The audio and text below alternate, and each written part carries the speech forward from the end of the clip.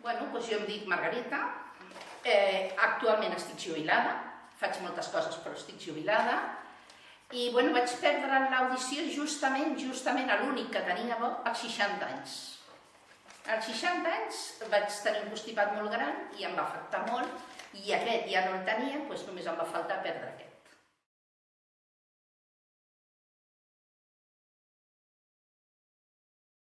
Jo considero que el que és els estaments oficials tenen que posar molt de la seva part, molt, perquè la que té una deficiència auditiva al final l'assumeix.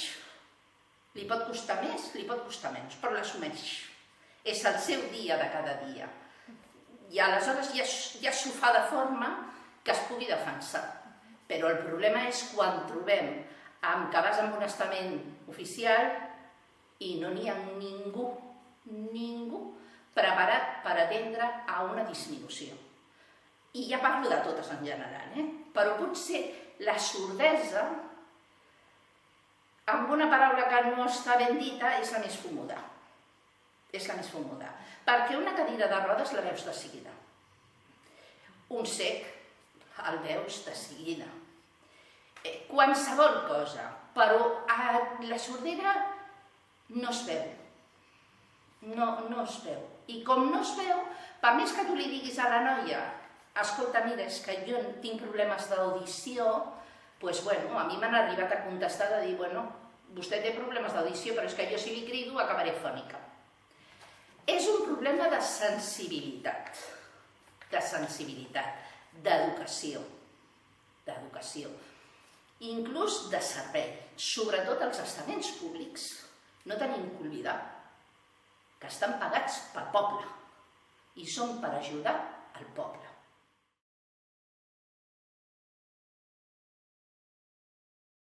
Jo no he deixat mai d'anar al teatre, ni quan sentia menys ni quan sentia més. M'agrada i m'he llegit els prospectes si és necessari.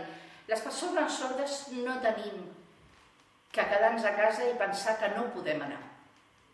No, tenim que anar, perquè ens tenim que visualitzar. Hi ha molts adelantos avui en dia, molts adelantos. S'han de millorar, totalment, s'han de millorar, i s'han de millorar molt. I tornem a estar amb el mateix, és la sensibilitat.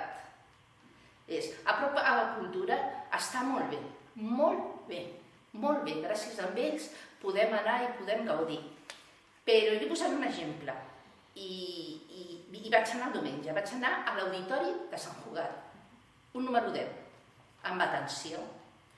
Ho tenien tot, bucle, auriculars, lectura, ho tenien tot.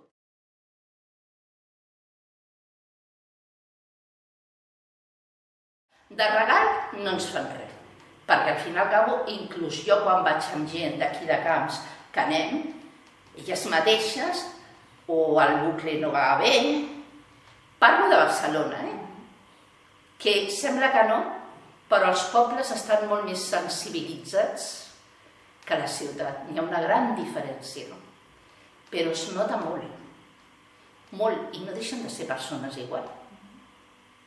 No deixen de ser persones igual, però no t'hi sents diferent. Te sents igual perquè de seguida t'ajuden. És diferent.